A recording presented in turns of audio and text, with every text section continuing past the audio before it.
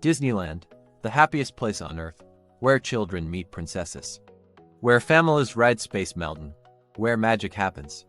But for the people who make that magic, the ride operators, the candy makers, the custodians, the ticket takers, there was no magic in their paychecks. For 5 years, Disney paid them below the legal minimum wage. Not by accident, not by mistake, by choice. 52,000 workers, $180 million in stolen wages, and a 5-year legal fight that just ended with the largest wage theft settlement in California history. $233 million. This is a true American worker justice story. If you've ever been to Disneyland in Anaheim, California, you've met them. They're called cast members, the woman in the purple vest who checks your FastPass, the man in the conductor's uniform who operates the Matterhorn, the teenager who serves you churros on Main Street, USA. There are tens of thousands of them. They work at Disneyland Park, Disney California Adventure, the Grand Californian Hotel, Paradise Pier Hotel, the entire Disneyland Resort Complex. These are not corporate executives. These are hourly workers. Many are part-time. Many are students. Many have worked at Disneyland for decades. They are the face of Disney. They are the people who interact with millions of guests every single year. They are the ones who create the Disney experience. And for years, they were not making enough money to survive. In February of 2018, a coalition of resort labor unions in Anaheim released a report called Working for the Mouse. The report was based on a survey of over 5,000 Disney workers. The findings were devastating. 73% of Disneyland workers said they did not earn enough money to cover their basic monthly expenses. 1 in 10 cast members reported being homeless in the past 2 years. 2/3 said they did not have enough food to eat 3 meals a day. 68% said they did not have enough money to pay for gas to get to work. These were not teenagers working summer jobs. These were adults, some with families. Some who had been with Disney for 10, 15, 20 years. And they were struggling to survive in one of the most expensive cities in America. The median rent for a 1-bedroom apartment in Anaheim was over $2,000 a month. The average Disney cast member was making $15 an hour, if they were lucky. Do the math, $15 an hour, 30 hours a week. That's about $2,400 a month before taxes. After taxes, maybe $1,900. Rent alone would take the entire paycheck. Something had to change. In June of 2018, a ballot measure was put before Anaheim voters. It was called Measure L. The measure was simple. Any company in the Anaheim Resort District that receives a city tax subsidy must pay its workers a minimum wage of $15 an hour starting January 1, 2019. And that wage would increase by $1 every year through 2022. Measure L was specifically designed to address wage issues at large resort employers, hotels, theme parks, convention centers, companies that benefit from public infrastructure investments and tax breaks. Companies like Disney. Disney opposed Measure L. The company spent heavily on local elections. They argued that the law would hurt small businesses. They argued that it was government overreach. On November 6, 2018, Anaheim voters approved Measure L by 60%. The law took effect on January 1, 2019, and Disney ignored it. The Anaheim city attorney agreed with Disney. A trial court judge agreed with Disney. 40 years, Disney continued paying its workers below the Measure L rate. But Disneyland cast members didn't give up. In December of 2019, a group of cast members, represented by several labor unions including the United Food and Commercial Workers Local 324, the Teamsters, and the bakery, confectionery, tobacco workers, and grain millers, filed a class action lawsuit. The lawsuit was straightforward. Disney is subject to Measure L. Disney is not paying the Measure L wage. Disney owes back pay to every cast member who worked from January 2019 onward. The case was filed in Orange County Superior Court. The lead plaintiff attorneys were Randy Rennick and John Light. The entire case hinged on one question: did Disney receive a subsidy from the city of Anaheim? Disney's position was, no. We canceled our hotel tax rebate agreements.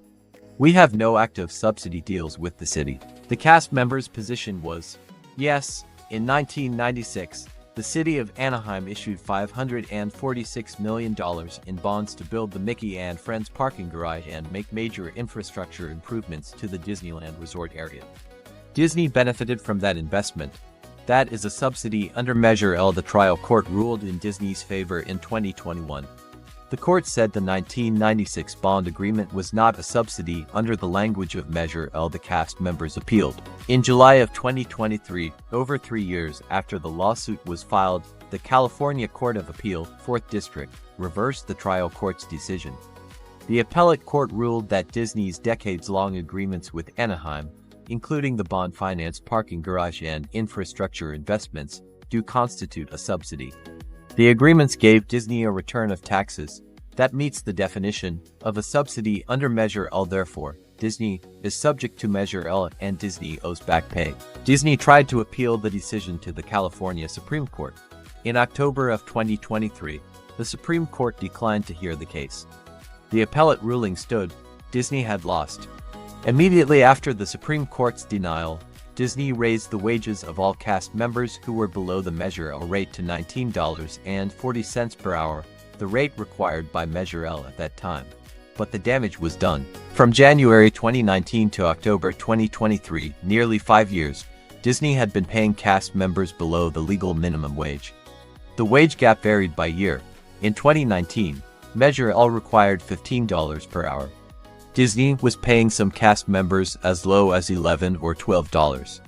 That's a $3 to $4 per hour shortfall. By 2022, Measure L required $18 per hour. Disney was still paying many cast members $14 or $15. Again, a $3 to $4 gap. Multiply that by thousands of workers.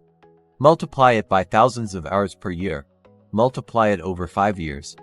The total amount of unpaid wages, approximately $180 million. $180 million in wages that should have been paid, but were not. By late 2024, the writing was on the wall. Disney had lost in the appellate court. The Supreme Court had refused to intervene. The class action lawsuit was moving toward trial. And if the case went to trial, Disney would almost certainly lose. Settlement negotiations began in the fall of 2024. On December 13, 2024, Disney and the class action attorneys announced a proposed settlement. The Walt Disney Company would pay $233 million. Of that total, $179.6 million would go directly to class members as back pay. The remaining amount would cover interest, legal fees, and settlement administration costs. The settlement would cover approximately 52,000 current and former cast members who worked at Disneyland Resort between January 1, 2019 and March 25, 2025. Randy Rennick, the lead attorney for the class members, called it the largest wage and hour class settlement in California history. Disney's statement was more subdued. We are pleased that this matter is nearing resolution. The proposed settlement was submitted to Orange County Superior Court Judge William D. Claster for preliminary approval on January 17, 2025.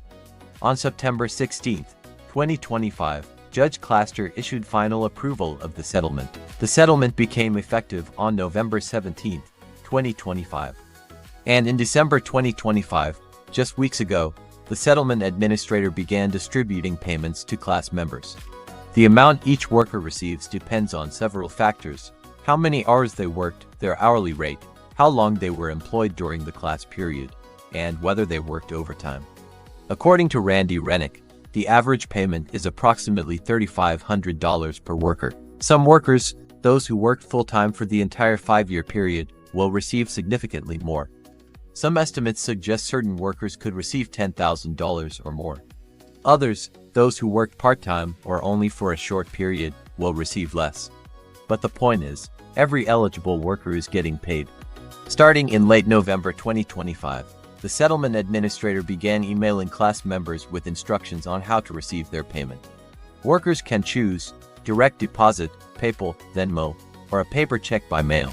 Payments are being distributed on a rolling basis through December 2025 and into early 2026. The money has already been taxed. It's classified as wages, so federal and state withholdings have already been deducted. Michi Cordell is a Disneyland cast member.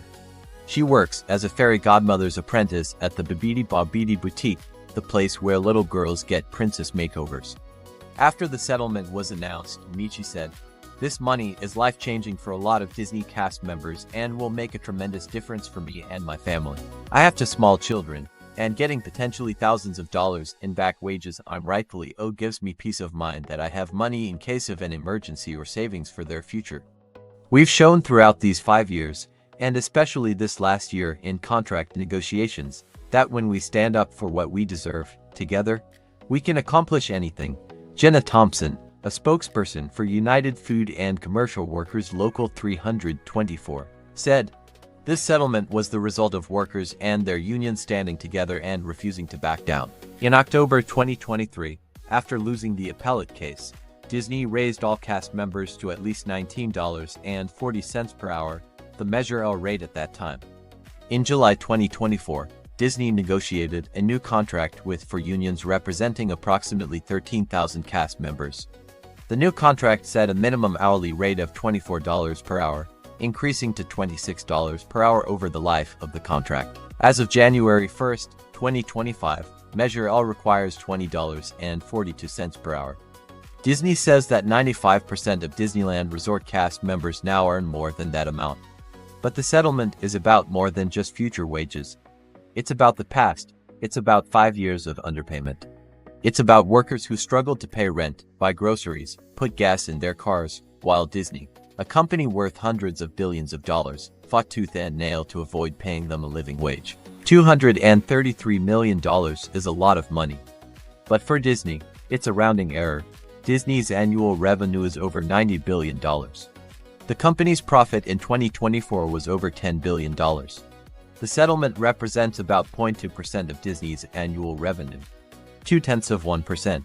For Disney, this is the cost of doing business. For cast members, it's life-changing. Disneyland, the happiest place on earth. Unless you're one of the 52,000 workers who made the magic happen while being paid $7 an hour below the legal minimum wage. Disney didn't make a mistake.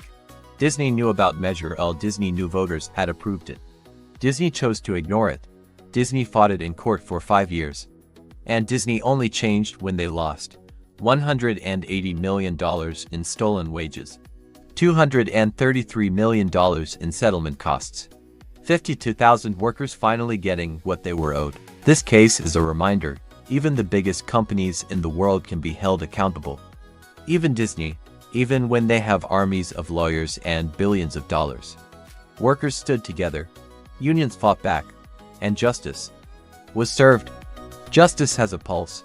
Subscribe to Story Pulse Pro for true American stories. And tell me in the comments, have you ever had wages stolen by an employer? Let's talk about it.